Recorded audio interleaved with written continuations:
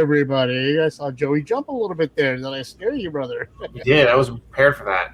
A lot went out the gate. Well, at least it wasn't like last episode where we started the episode with the ring tape. Okay, so this episode we're starting it up a little different. Welcome to episode 318 of the Panel Cast. I'm your host AJ. This episode, I'm joined by a multitude of people: Joey Labartnick, Freddie, Leo, and Justin. How you guys doing today? Good. Good. Doing good. It's almost Friday. Yeah. There he is. We knew he was going to be late. Almost Friday. And look who's joining us late. There's Joel. How you doing, Joel? Joel, you're live. Say hello to everybody. Hi, you guys. Good to see you. Glad you made it, man. Yeah, me too. Me too. We just got through watching some interesting videos, Joel. Okay. They were really great. Pictured you in a thong. You watched that? Oh. Yep. Not on the show. Not live.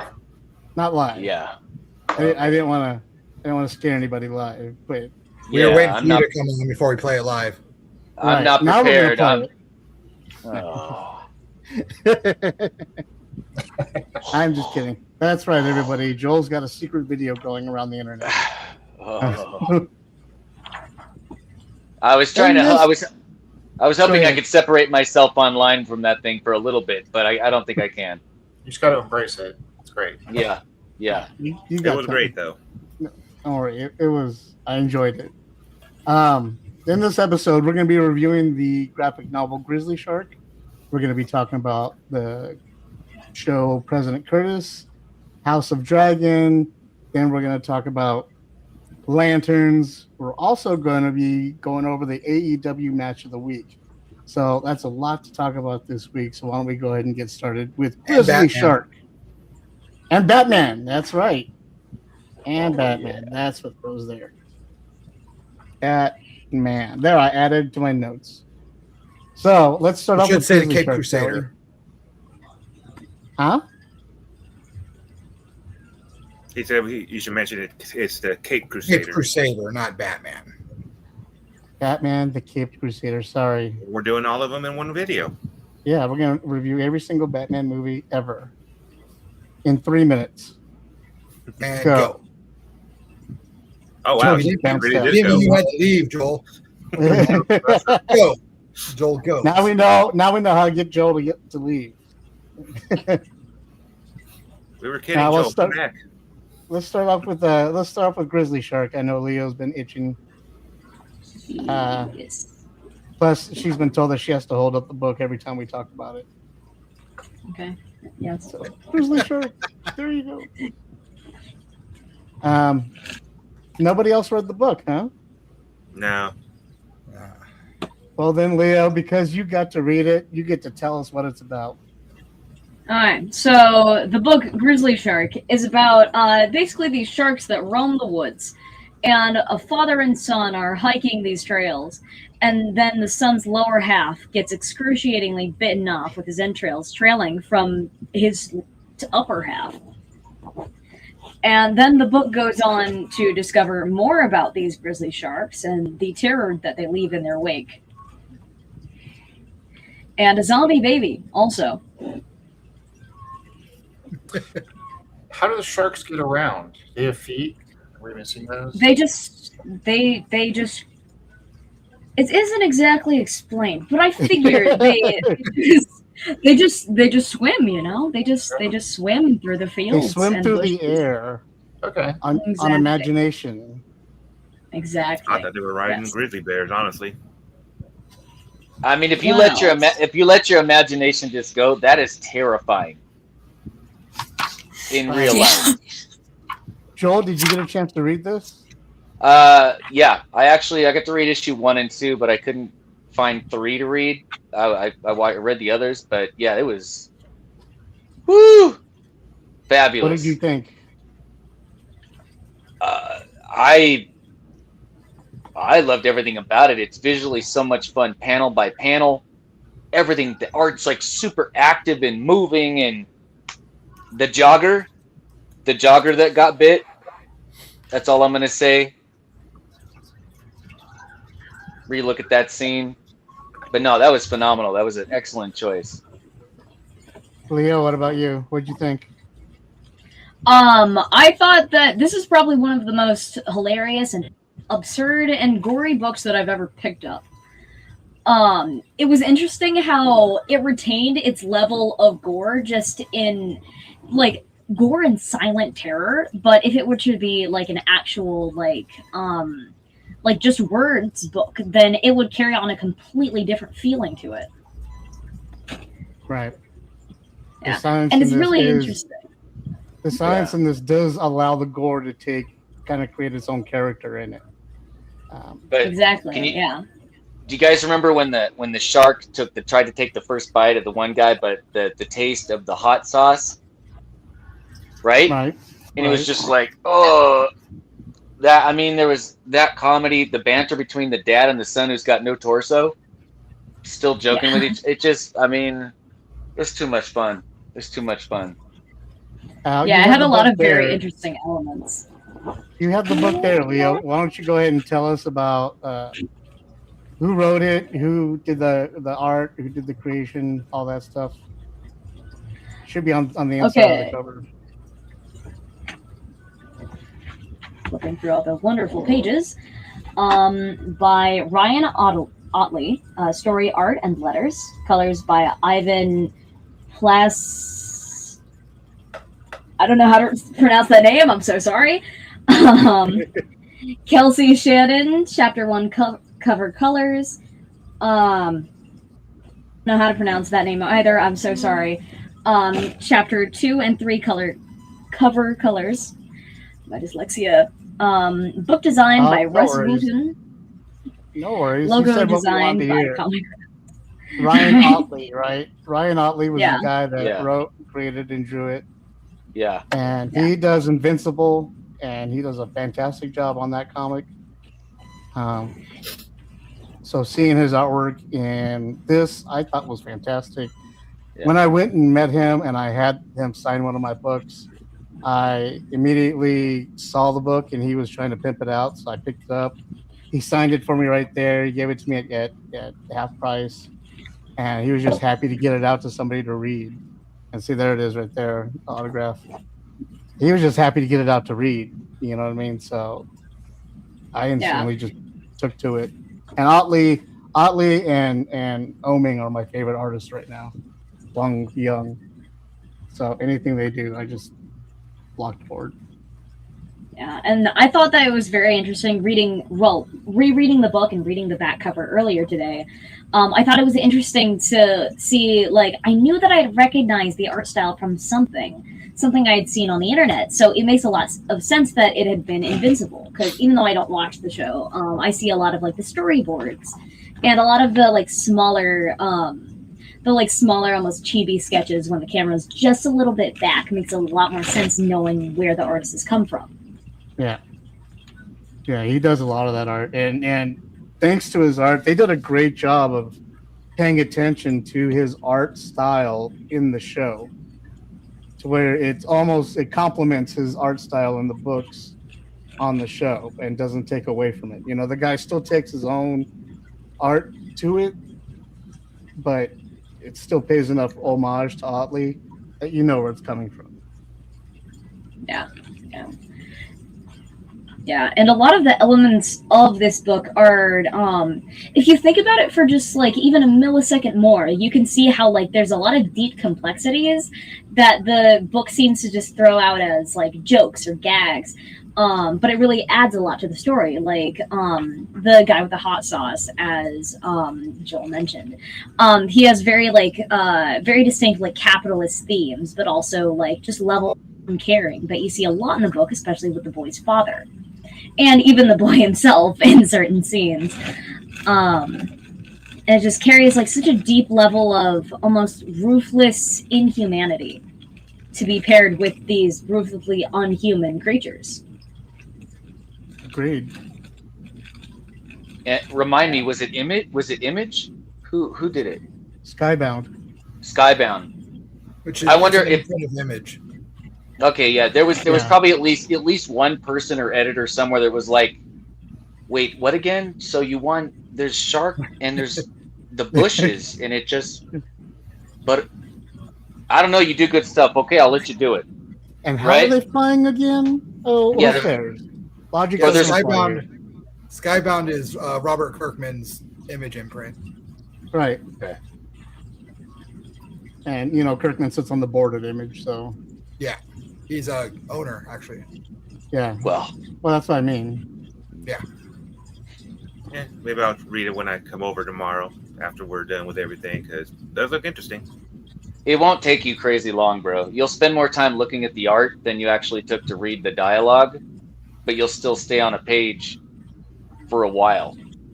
So I believe it. I mean, just staring at that one shot, I was like, "Oh, wow! There's so much detail. I gotta look at that." It's one of those books where you got to separate the viewings. Like first, you just want to read it, then you want to look at it for the art, and then you actually want to appreciate the story. You know what I mean? Like you can't just take it all in at once. Yeah. Yeah, I mean, it looks like deceptively simple. It's stupid. When you look at it, you think there's not much to it, but there's way more to it than you think there is. one of the things I battle with as an artist is trying to show like really good motion. So in a 2D image to really make it look like you really see what's going on, you see what's going away from you, coming at you. And I think that's part of what you guys are saying. Also, the mastery is that the motion is so much fun. You can fill in with your brain the actual act of it going on. And I don't know, they just kind of flow. All of the captions. It just, sorry, I couldn't help it, but it just, yeah. So, yeah. Makes no sense, but all right. If you had to rate it on the Little Richard scale, 5 being best, what would you guys give it? Probably about an 8. 5 being best. Oh, 4 then. Okay. 4 Little Richards for you. There you go. And what about you, AJ? It's Ryan Otley, man. It automatically got a 5. Nice. It got a 5 before I even said okay. Like, I saw the title. I was like, sold. All right. Yeah. Well, I think that's our time with Leo. Thank you, Leo, for joining us. Hope to see you on a lot more of our episodes, doing more reviews. Yeah, I'd be glad to be here. Welcome. Good to see you. I'm glad you were here. Tell the family we said hey, and we'll see you guys later. Cool. All right, that's a goodbye to Leo. Now we can move on and talk about the adult stuff. Oh no, not the adult stuff again, AJ. Because I have a man-eating syndrome grizzly toenail. sharks because man-eating grizzly sharks were so kid-friendly. Yeah. Yeah. With a zombie baby, how often do you see zombie babies? Yeah, but you'd watch it if that comic was smushed and all of a sudden My Little Ponies were in it too, but the same level carnage. I'll read that. Looks I like mean, we're you already got starting up with the comments in Facebook here. So we should probably move on to our reviews. So what are we going to review first, AJ? Well, yeah. Okay, Joel picked it, I guess. Joel picked it. no, that's not what I was saying. I was just I was just communicating. Fine, we'll wait till next time. Yeah, it's just a universal signal now. Just yeah. Right. Time the fuck out. Yeah. All right. Well, I'm going to show you guys this trailer, and you're going to like it. So there you go.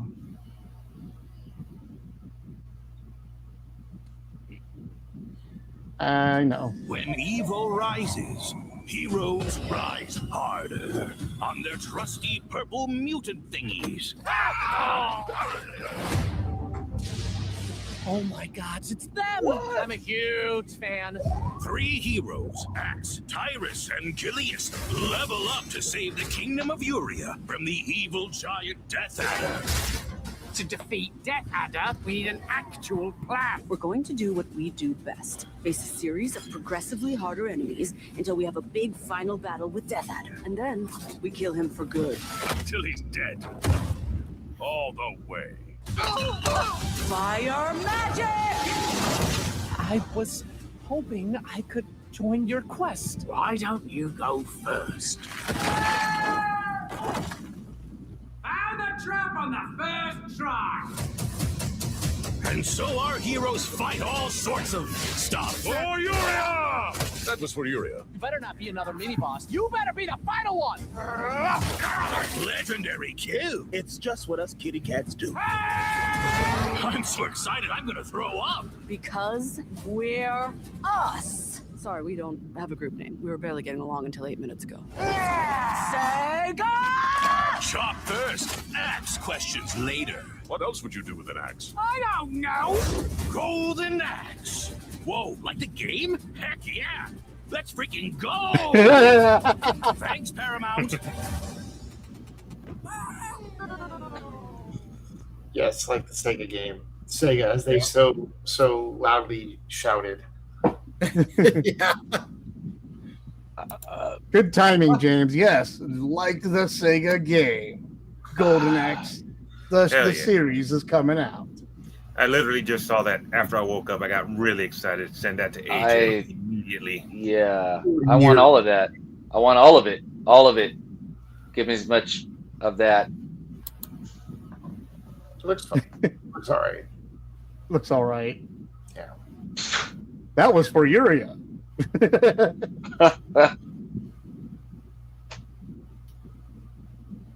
Right on. We got messages. Yes, okay.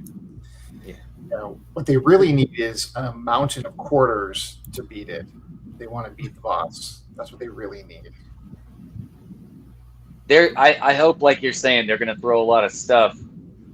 I feel like this might have just been a little taste of what we would see. Hopefully, like you said, if they're going hard on being like, yeah, it's the game, it's the game. So Yeah, it definitely seems like it. Yeah, they're going hard in the lore. It looks like it's. Yeah, I'm all excited about it. I used to play it all the time in the arcade. Loved it. Yeah. I hated that it was like it was always more expensive than all the other games, but it was always worth it. Yeah, I played it quite a few times. Never really got past more than 2 stages because I was really bad at those games. I think the only game I got pretty far in those type of games was the Dungeons and Dragons. But yeah, seeing that Golden Axe being revived as a show, I am excited for that. Absolutely. Well, let's move on to some other stuff. How about we talk about this? Greatest voice! I can neither confirm or deny. All right, everyone, move, move, move! Ma'am, please stay 10 feet back. Oh, I'm Bates. I'm the new chief of staff. I don't know that. Oh, Special Agent O'Doyle. You run things by the book when you're not being booked. Felon much? Let's go! What the hell is going on? You're such a butt. Tom's, what the fuck, man? He's the one who keeps cutting the donuts into pieces in the break room. You dick. Double, double! I feel like busting loose. Busting loose. Fortunately, it's using 1980s encryption. Go left, Go left, no, right, up, go right. up. Whoa, whoa! Very helpful. Got it.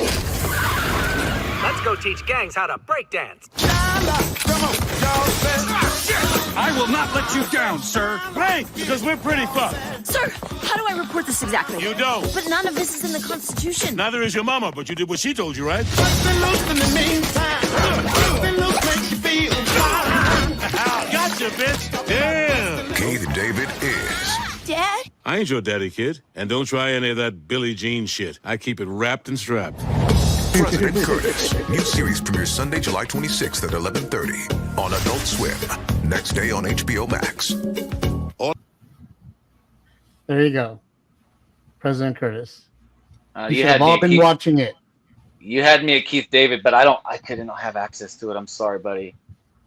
That's the one thing I don't have. That one. But I'll get on it. Yeah, I couldn't really get into Rick and Morty myself, but I enjoyed President Curtis a lot.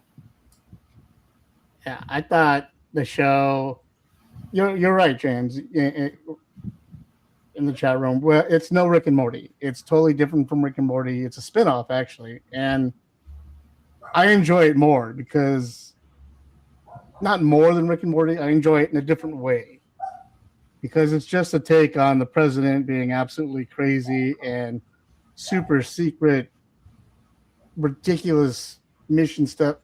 I mean, they had to shoot werewolves with crossbows made out of crosses, because they had to save Napoleon's dehydrated penis. Like, come on, that's awesome. just add water. And while they're fighting vampires. So I enjoy the show a lot. It goes over the top and it just makes me laugh. And yeah, there you go. Freddie, what'd you think? Yeah, like I said, I liked it. I could not get into Rick and Morty. I tried. Knew that Curtis was in the show, but still couldn't get into it by itself. But with this, yes, I actually enjoyed it a lot better. Why? I love Keith David. Anything he's in, I try to tend to watch. So he made the show enjoyable and fun. I love the sidekick characters as well. It was on and off a fun show to watch. The one-liners are comedy, in my opinion. I love the one-liners. Yes. They just come out of nowhere. The zingers, they just I wrap that shit nice and tight. Do they just keep hitting you and hitting you? They just keep coming out of nowhere, dude. Just drop them. Yeah, so my opinion, it gets a good 4, in my opinion, right now. Same. But let's talk about something we've all been wanting to talk about. With all due respect, we've been training for what, 2 months? And I haven't even worn the ring yet. Don't get hung up on the jewelry, Junior. You're just a fucking substitute teacher. You're not ready to get up in front of the class till the ring says you are. All right.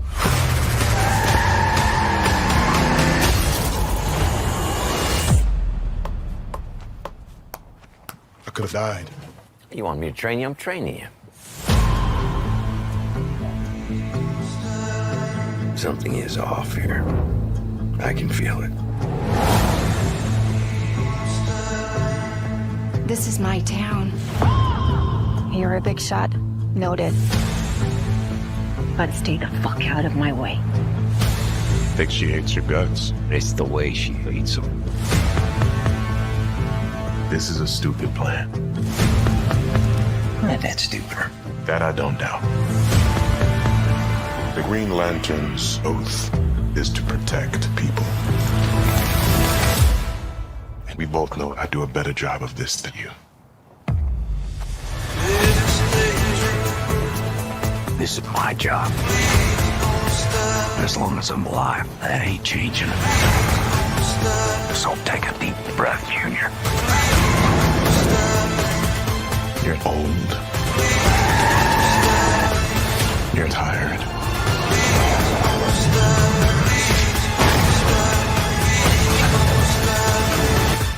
And your time is up.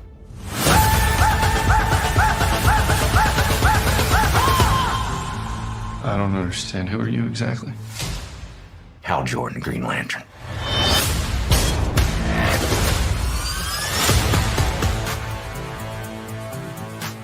Have you ever talked with the other Lanterns? I'm the only human. They're aliens. One of them's a fucking squirrel.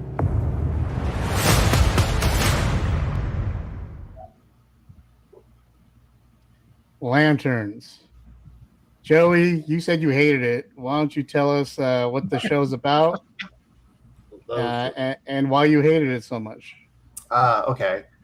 The show's about Hal Jordan training his I guess his protege John Stewart to be a Green Lantern, but they're playing it much more like a detective story. It's in Nebraska. It takes place in Nebraska. There's some football. They got Kyle Chandler. So, but it does look like there's much more going on below the surface. It's only one episode in, so it's hard to say at this point. But I do feel like we're going to get our fair dose of cosmicness soon. Okay. And what did you think of it? It's pretty good. It's great. Kyle Chandler plays that character pretty well. He almost goes a little too far sometimes. It's like it almost takes the tone, it changes the tone of scenes because he's just being so funny, I guess, in a scene that's supposed to be very serious. But you have his straight man sort of like cools it down, I guess, in Jon Stewart. And both actors are great so far. We'll see. I like the time jumping. It's interesting. It gives you a lot to wonder about because if you know the Green Lantern timeline and you know what else is out there, you're like you can kind of fill in blanks yourself, or we're going to start being able to a little bit better. Yeah, it's pretty good so far. It's hard to say, but yeah. Justin? I liked it a lot. I watched it twice. I think the chemistry between Chandler and Aaron Pierre is just off the charts. They're really good together. Their banter is great. The whole how come every time you say yes sir it sounds more and more like fuck you. I don't know, sir. And I really liked the sheriff. I thought she was really, really cool. She had some great dialogue. Her chemistry with both of them is really good. Like the chemistry between the three of them is really good. The writing, the dialogue in it is great. Me and my wife watched it together, and we were just we loved all the dialogue between all three of them. It's got the little kid that was in weapons, so that was a cool thing I didn't know about. I thought it was great. I don't know what spoilers we're doing, but I liked the ending. A lot of people are pissed off about it, but I don't hold this very religiously or anything, so I thought it was a cool way to show 10 years past the main story, what happens, and now you got to figure out what happened in that 10 years between there. And since this is taking place like I think 2 or 3 years after the Superman story, you got to wonder why Guy Gardner's around. And yeah, I think it's really cool. I'm really interested in seeing where it goes. I think it was a perfect first episode because it made me super curious as to what's going on. I think that's the best thing I can say about it. It was like a perfect pilot episode because it made me really curious as to what the rest of the story is going to be. Freddie? I agree because it caught my attention so much. I mean, at first I was like, okay, it's a Lantern movie or show. Let's see how it goes. And yeah, that first episode just caught me. I'm like, okay, when's the next episode coming out? Because I'm already ready for it. Do you think it has the appeal that could drag people in who have absolutely no knowledge at all? That's the thing about this show. You don't need knowledge. I think it totally could. The less knowledge you have, you're probably better off. Yeah, because my knowledge that's what's hurting everybody online right now. The fact that they have knowledge, too much. They're not opening their brain enough to allow the story to happen. Okay. Yeah, So go in with little knowledge and learn Mm-hmm. and educate yourself because, like I said, their knowledge is hurting them. For me, this show was fantastic. I knew before going in the show this show was going to be great. I just had that feeling. As soon as they cast Aaron Pierre, you just look at that guy and you can tell he's Jon Stewart. Yeah. He's got like Jon Stewart written all over him. Yeah, for sure. And because of that, I had 100% complete faith in the show. So when I went in and saw it, I complained a little bit about seeing all the parts from the trailer in the show, but seeing how the parts of the trailer came together like a jigsaw and worked its way to the beautiful picture we got at the end satisfied me in a great way. It made me want to keep going. Yeah. And the one thing that people are forgetting about, that maybe they're ignoring when they're reviewing this, is Jon Stewart's origin story. That's how you got to look at this. Looking at it any other way is going to make you upset. Because that's the viewpoint it's coming at. And I think that I'm going to stop there. But 5 stars for me. Yeah. I give it a 5 solid Little 5. Richards. Yeah. Hopefully the rest of the series is this good. I think it will be. Everybody working on it is like, top-notch talent. So all the writers and showrunners and stuff. So yeah, I have high hopes for it. I think it'll be great. Everybody's already saying it's like Reacher meets True Detective. Yeah. And I can feel that. It's got the same tone to it, Kyle Chandler will always be coach for me, but he's killing it in this role. Yeah, I never watched Friday Night Lights, so I have no idea about him at all. Me either. But he was great in this. I thought it's like you were saying, Joey, how like sometimes he went, too far, but the thing about it is he really knew when to pull back. It's like really, really cool that he would just get to the edge where you're like, this guy's a little too cocky, but then he would pull it back because he's like super charming. And yeah, like I said, did you guys watch the behind the scenes? No, not yet. I watched the behind the scenes, and it was mostly focusing on the dynamic between the two actors. Mm-hmm. And how, like, in between shots, they were really talking to each other like that. Yeah. And how that's really their attitudes kind of in real life. And so they were able to keep that banner going. So, like, the times, like you were talking about, where he was pushing too far, I can see, like, the real life banter coming in. Yeah. In those parts, And maybe that's why he was pushing too far, because he was comfortable with them in real life, Right. Yeah. No, I can see that. So, but the way that you're right, the dynamic between the two is just natural. Yeah, and even more than that, the dynamic between them and the sheriff, I thought was great. She like held her own with both of them, but without being like cheesy, they made her like a believable, like tough female character. Without it was just really well written. I think everything. Another one of my favorite lines is when. They're talking about how they're checking for aliens and stuff, and she's like, "Yeah, there was no antennas," and Hal says, "Oh, the plural for antennas is antennae," and she goes, "What's the plural for eat shit?" So good. Now, my favorite was how can you tell? I'm Hal Jordan. No, but I mean, how do you know? I'm Hal Jordan. Yeah.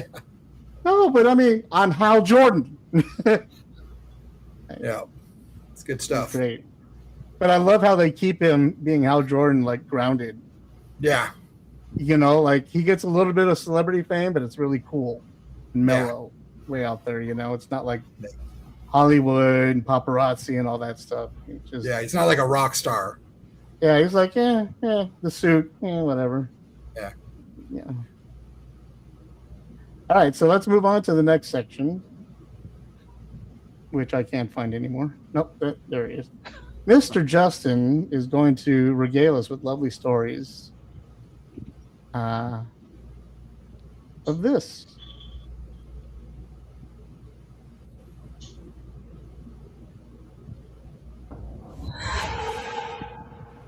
These are turbulent times.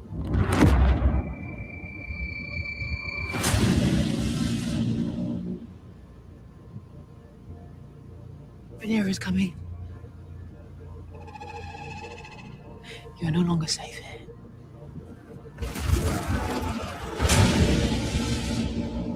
Their defeat is written. We'll secure the city. Without further bloodshed. The Queen has many dragons. But her subjects do not feel safe, nor should they. I see you have been merciful. But the crown is a weight that crushes. You'll do things that spell death for all involved. Little by little, bite by bite, we are exposing her as weak and unsuited to rule. My enemies have been allowed to muster their strength. She'll certainly fail. And we raise our own throne. In a war, all suffer.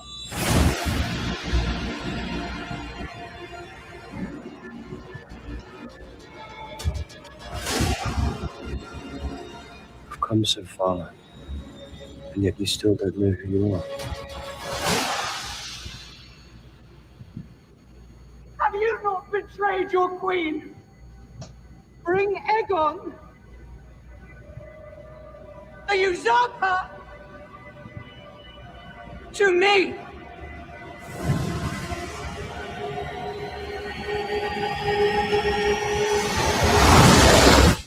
Did I not warn you that you would come to this?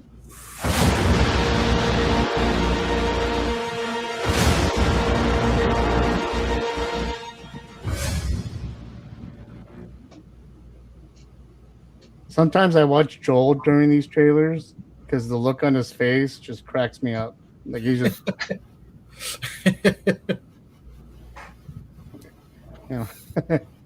Justin, take it away.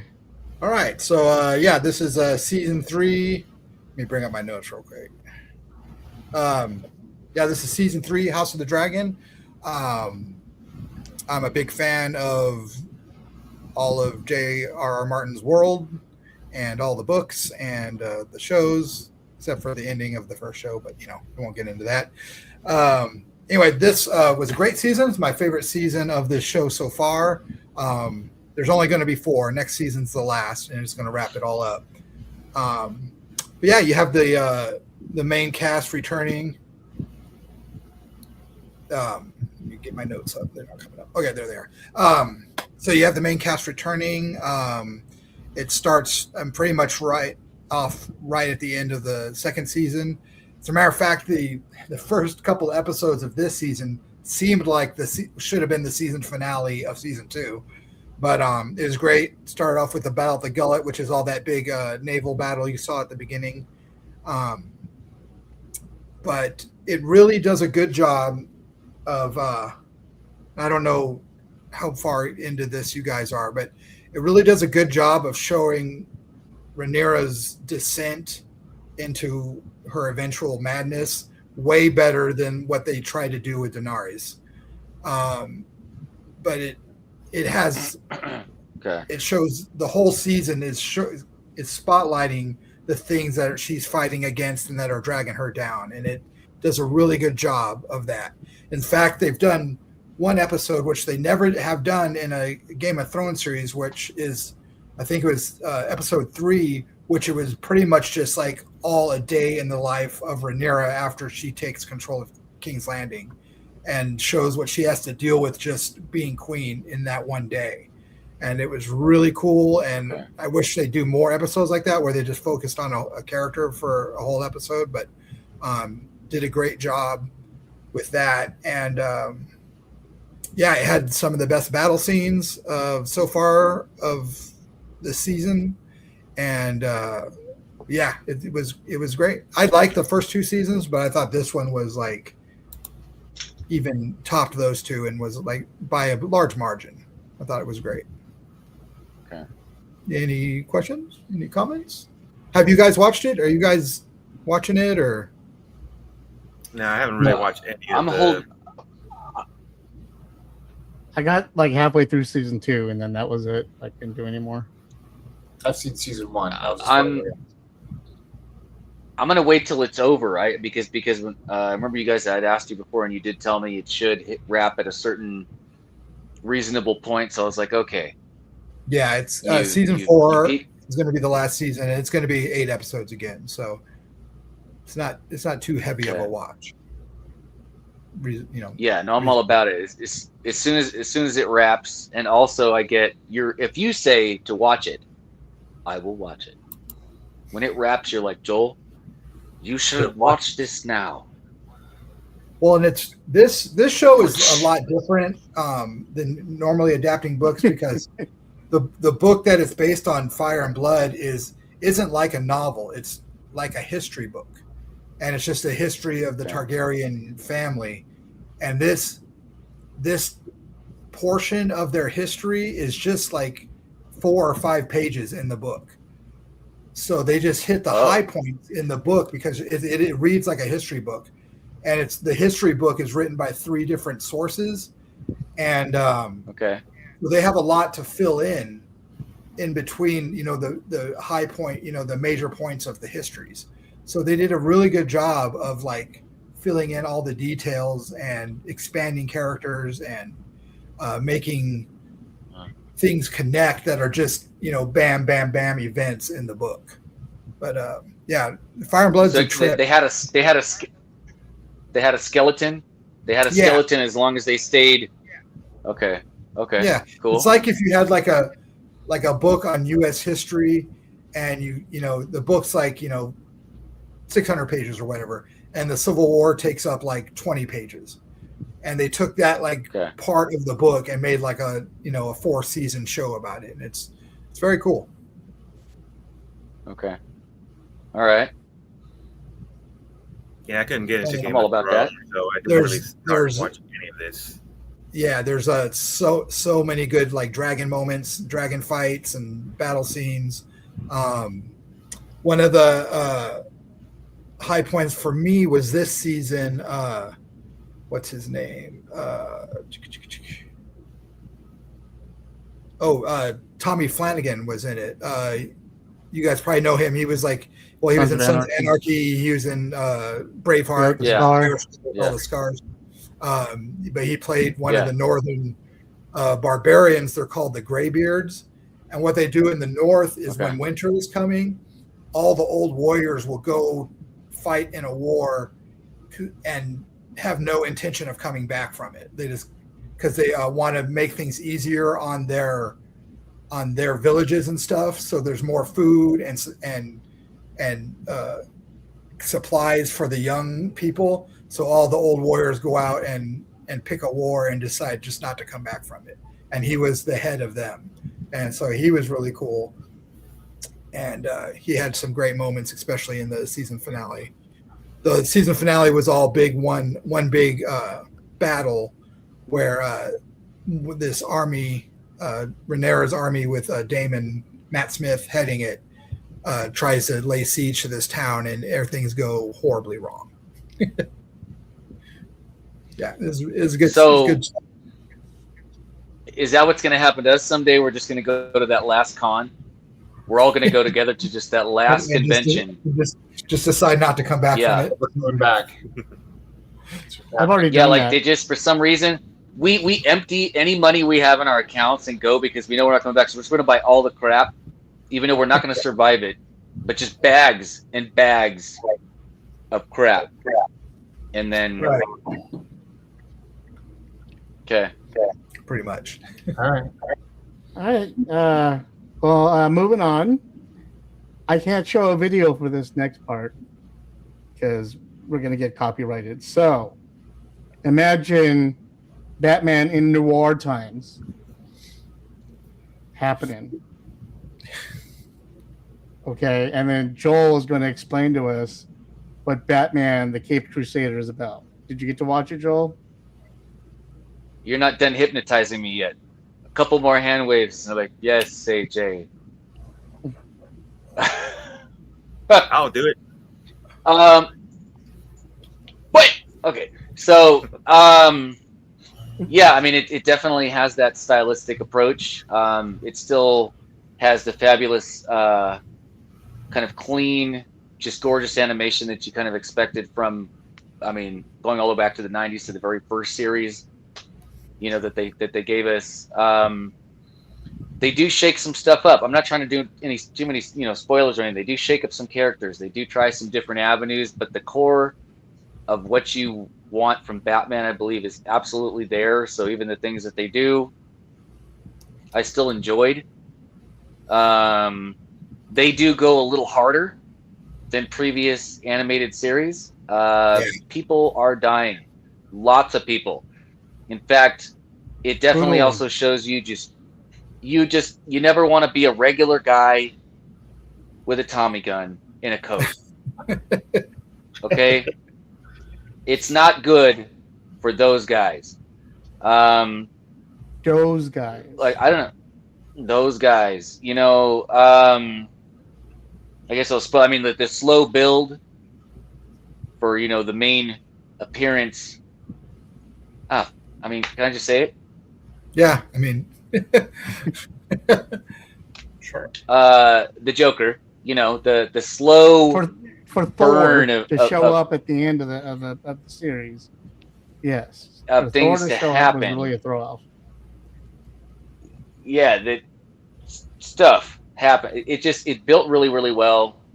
Like I said, I feel like it was all the cartoon we needed. Plus, even then, I think they were still intelligent about even the adult themes and what they show you. I already suggested it to a bunch of people after I already watched it. I think if they keep running with what they're doing, they could get a lot of juice out of this. Approved for a total of 5 seasons. Ooh. Oh, great! It's good to know. Yeah, this season really felt just like a nice opener. Like they folded out all the silverware and said, "Okay, take a look at the players, at least some of them, and okay, now and go." That's what it feels like. Ready? Yeah, I really liked how they. Oh, go ahead. Oh no, sorry. Go ahead, Justin. If you want. I was going to say I really liked how they weren't afraid to take risks with some well-known villains. Like you mentioned, the Joker, completely different than. I mean, visually he was, what you would expect, but personality-wise, completely different than they've ever done before. That accent. Mm-hmm. Yeah, I thought it was a cool take. Same thing with the Riddler, completely different than they've ever shown him before. They had one episode that was kind of a callback to an episode from the first season, and so that kind of tied in the first season to it. But yeah, they definitely went harder this season with the more adult themes and the violence and just right at the end how Batman and Alfred's relationship started to change and stuff for the better. I really liked it. I think they're doing a great job. They're not like I said, I like how they're not too precious with the Batman stories of the past. They're like, we've got some cool ideas and we've got some different ideas and they're all good. They may not be your favorite. It's like not my favorite take on the Joker, but I thought it was a cool idea and it was cool to see. And I'm not mad at it at all. And I'm glad to hear there's more seasons coming. It's great. Yeah, I agree. Ready? Like seeing all these other different variations of characters that we've known, the way they portray them here, like Mad Hatter, I thought was pretty interesting. Yeah. That was Lorraine Newman doing her voice. I did not know that, and that was very cool. Yeah. But yeah, seeing the different takes of those characters, even from the first season up to the second season, just it was fun. I appreciate the good takes, but I'm going to play devil's advocate here on this because I did think this was okay, but this is yet another telling of year one, and I'm trying to wonder how many year ones.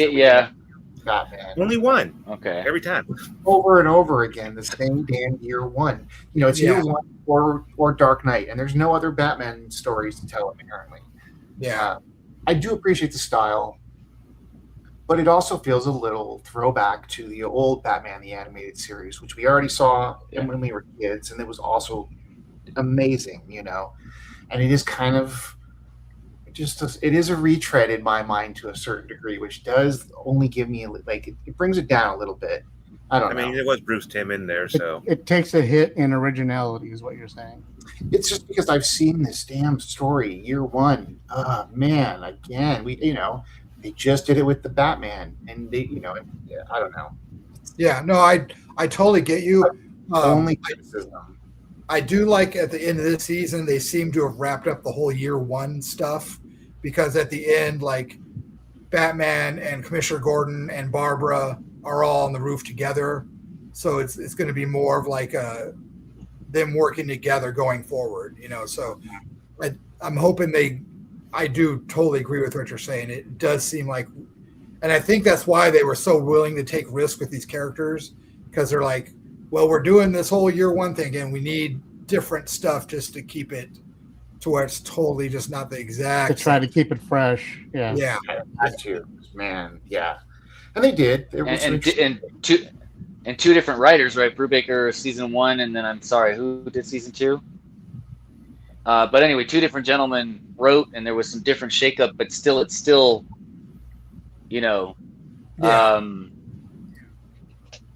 still fit. Mesh as well. Yeah. And I like what they're doing too. Is they're kind of having individual episodes, but an ongoing storyline throughout the season, which is cool. That's one thing that's different from I'm not bashing the 90s cartoons at all, but people weren't allowed to make animation like that back then. People didn't think people would view an animated show with enough faithfulness that they could have an ongoing storyline for a whole season. So I like how they're doing that too. So, but yeah, I do see 100% see your point, Joey, but I'm hoping with the end of this season, they've gotten past all that with the deepening relationships of Batman's outer circle. And again, with him and Alfred, hopefully it's going to be more of not so much, here's the same thing over and over again. And we'll start getting some new storylines. They just set the table, right? They set the table for it. I dug it. I hear what you're saying, Joey, and I kind of agree in that point. I'm a little burnt out on the whole year one aspect. I'd like to move on from it, but at the same time, I went to watch this, and the next thing I know, I was on episode 9. It just pulled me in at the right time, and I got comfortable with it, and I just went with it.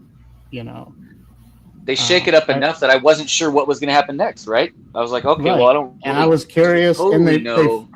The episodes flow so nicely that it's really not an effort to watch them. It's just another story. It's just another story. It's just another fable. And which is what you got from the original Batman, the animated series. It's just another day at the office for Batman. Here we go. One thing I did want to bring up with you guys, apparently episode 9 of X-Men 97 was the finale. Yep. So how do you feel with this season of X-Men 97 being over? I haven't finished it yet. I wanted to wait till it was done. Yeah, I finished it last week, so I'm excited for the next season already. I mean, yeah, no doubt about that. But all it did was leave me hungry. I thought there would be at least one more episode. I'm kind of disappointed. Yeah, I felt like it was one episode short. It could have been one more, but still. I enjoyed this season. I enjoyed the stories in between of oh my god, I forgot how to say his name, but Apocalypse. I can't even say Apocalypse right. You just said it. You're good. You nailed it. Yeah, but his other name, I can't remember his actual name, but yeah, I enjoyed that storyline. I enjoyed the storyline proceeding afterwards. I'm like, ooh, this is getting interesting. And the season finale episode, that cliffhanger made me want just more. Yeah. I enjoyed the season because it gave me X-Force and all the other X's. I'm hoping next season will give me Excalibur. Right. And even more. I mean, there's no reason to believe they wouldn't. I mean, they're at some point I'd like to go and I don't know, flashback to the Morlocks. I'd like to see Angel get his wings ripped off at some point, or maybe I just forgot that episode occurred. But it seems like now we're moving on into Excalibur and all the magic stuff that happened, and Inferno, and all that stuff. So we're gonna see Bastion and Real quick, is it just me? It's just me. Is the art also continue to get even more and more intense?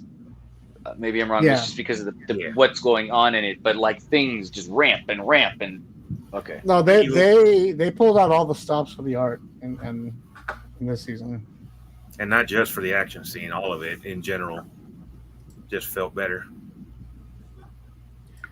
All right, so we got one last thing coming up, and that is the AEW match of the week. This is going to be a pretty awesome match. We got a good chunk of video to share. It is the new trios champion in Adam Page and Brodito versus the Lethal Swirl. And this is one of those matches that's like, it's both aerial and grounded and hard hitting and just a lot of fun to watch. So here we go.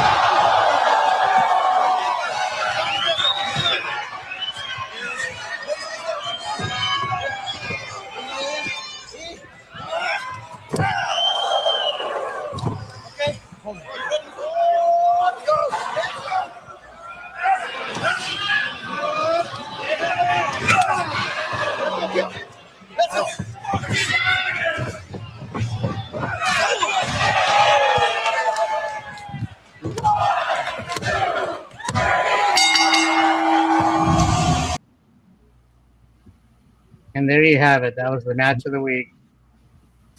It's impressive. We lost Joel. So impressive it knocked Joel out.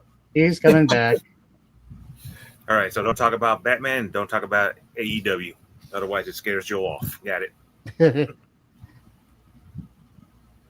So there you have it. That was one of the best matches that was on the card that night. I thought it was awesome. What do you guys think? Yeah, it was a good match. Though. A lot of hard hits. And I don't know if it was the edit of what you showed us, but I think they missed the shot. So I don't know what Brody did at the end. You missed yeah, power slam or what power bomb he did, whatever it was. What he does is he has them over the shoulder facing him, and then he just drops down and power bombs their head into the canvas and then throws them. Okay. Like I don't know if it was just a bad edit on that video or not, but if they did pan the camera off, they shouldn't have. No, the camera followed the guys flying outside and not the finishing move. Right. Shame on AEW for bad cameramanship. I'm sure it's a hard thing to do. Yeah. Especially when all that action's going on. Yeah, that'd be match. I'm sure it's very hard. You're like, what? Where? What? How? What? It's just stand still. Hey, remember this There guy? he is. No, he's not. He was? No. It's just a cardboard cutout. Just a Joel head. Dude, That's they all came right, and Joel, gave me 'cause better we're internet. wrapping This up is my anyway. better internet. Okay. You should come over to my place, man. I got 5 gigs. Yeah, dude, that's what they told me. No, I got 6 rats in the wheel, bro. Well, we're going to wrap things up here. Thank you, everybody, for tuning in tonight.